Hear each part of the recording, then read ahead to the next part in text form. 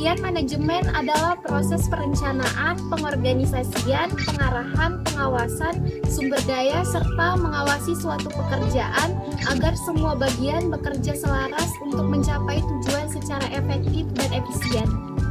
Beberapa pengertian manajemen menurut para ahli. Yang pertama ada Mary Parker Follett.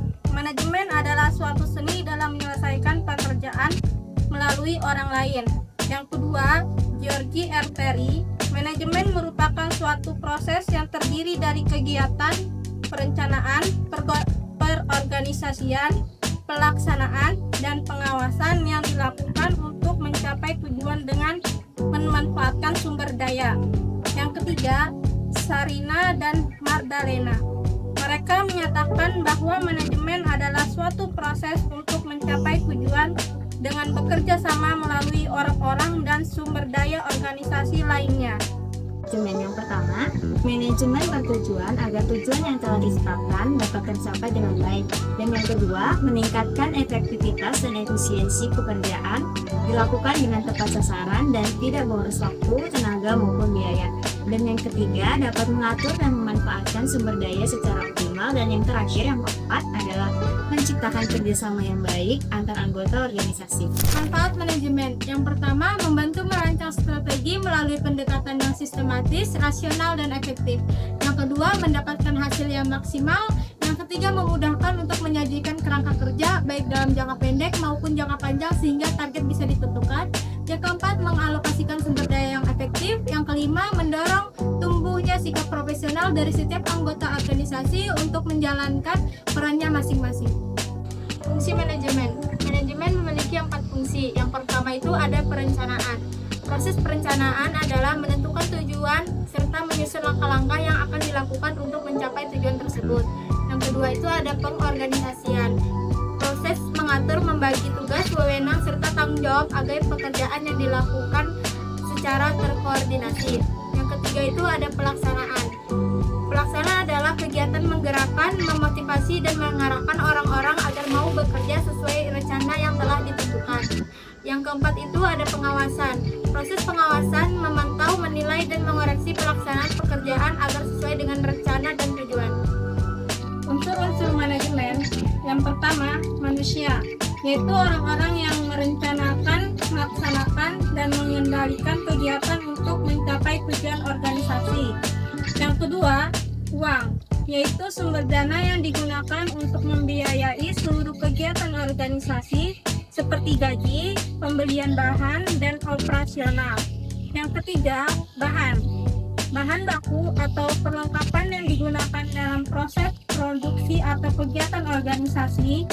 Yang keempat, mesin, yaitu peralatan atau teknologi yang digunakan untuk membantu dan mempercepat pekerjaan agar lebih efisien. Yang kelima, metode, yaitu cara atau sistem kerja yang digunakan agar kegiatan dapat berjalan secara teratur dan efektif. Dan yang keenam, pasar, yaitu tempat atau sasaran untuk menyalurkan hasil produksi agar dapat diterima oleh konsumen. Ada beberapa bidang dalam manajemen. Yang pertama, manajemen sumber daya manusia. Yang kedua, manajemen keuangan. Yang ketiga, manajemen operasional. Yang keempat, manajemen pemasaran. Dan yang terakhir, manajemen administrasi. Tingkatan manajemen memiliki 3 tingkatan. Yang pertama, manajemen puncak. Manajemen puncak adalah tingkat tertinggi dalam hierarki organisasi. Mereka bertanggung jawab untuk pengambilan keputusan, strategi, dan menetapkan visi serta misi perusahaan. Contohnya seperti CEO, direktur utama, dan dewan direksi. Tugasnya yaitu yang pertama, menetapkan tujuan jangka panjang organisasi. Kedua, merumuskan kebijakan dan strategi untuk mencapai tujuan tersebut. Yang ketiga, mengawasi kinerja keseluruhan organisasi dan memastikan semua departemen berfungsi dengan baik. Yang kedua, ada manajemen menengah. manajemen menengah berfungsi sebagai jembatan antara manajemen puncak dan manajemen lini pertama. Mereka bertanggung jawab untuk menerjemahkan tujuan strategi yang ditetapkan oleh manajemen puncak ke dalam tindakan operasional.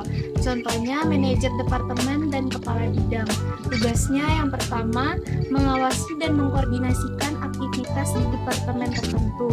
Kedua, memastikan sumber daya dialokasikan dengan efisien untuk mencapai tujuan organisasi. Ketiga, mengkomunikasikan kebijakan dan keputusan dari manajemen puncak kepada manajemen lini pertama. Yang ketiga, ada manajemen lini pertama. Manajemen lini pertama adalah tingkat operasional yang bertanggung jawab langsung atas pelaksanaan tugas sehari-hari. Contohnya supervisor, tim leader, dan kepala shift. Tugasnya yang pertama, mengawasi karyawan dan memastikan bahwa pekerjaan dilakukan sesuai dengan standar yang telah ditetapkan. Kedua, memberikan dukungan dan arahan kepada anggota tim.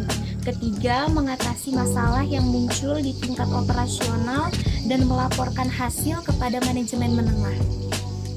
Ada beberapa teori dalam manajemen. Yang pertama, teori manajemen ilmiah, yaitu teori yang menekankan cara kerja yang paling efisien dan sistematis.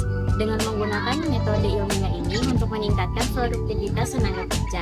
Lalu yang kedua ada teori manajemen administrasi, yaitu teori yang menekankan pengelolaan organisasi secara menyeluruh, terutama pada fungsi-fungsi manajemen dan pembagian kerja agar organisasi dapat berjalan dengan efektif dan efisien. Lalu yang ketiga ada teori manajemen birokrasi, yaitu teori yang menekankan bahwa organisasi harus dijalankan berdasarkan aturan tertulis, struktur hierarki yang jelas, pembagian tugas dan wewenang yang jelas agar berjalan secara rasional dan efektif. Lalu ada teori manajemen hubungan antar manusia, yaitu teori yang menyatakan bahwa hubungan sosial, perhatian dan kepuasan karyawan sangat mempengaruhi produktivitas dan kinerja dalam organisasi. Yang kelima, teori manajemen sistem. Teori yang memandang organisasi sebagai suatu sistem yang terdiri dari bagian-bagian yang saling berhubungan dan saling mempengaruhi untuk mencapai tujuan bersama. Yang keenam, teori manajemen kontingensi. Teori yang menyatakan bahwa tidak ada satu cara terbaik dalam mengelola organisasi, karena gaya manajemen harus disesuaikan dengan situasi, kondisi, dan lingkungan yang dihadapi. Yang ketujuh, teori manajemen X dan Y. Teori yang menjelaskan pandangan manajer terhadap karyawan, di mana teori X menganggap karyawan malas dan perlu diawasi ketat. Sedangkan teori Y menganggap karyawan bertanggung jawab, mampu mengatur diri, dan termotivasi untuk berkembang.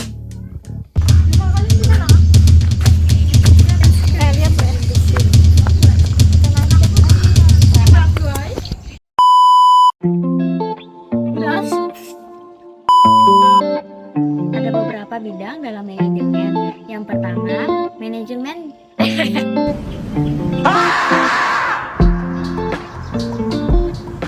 Manfaat manajemen. Yang pertama itu membantu merancang strategi melalui pendekatan yang sistematis, rasional, dan efektif. Strategi yang ditetapkan oleh manajemen puncak ke dalam tindakan operasional. Contohnya, manajer departemen dan kepala bidang. Tugasnya yang pertama mengawasi dan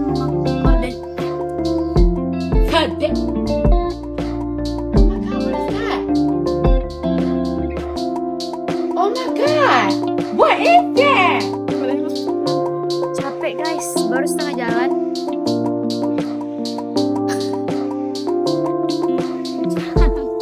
Ngusik-ngusik.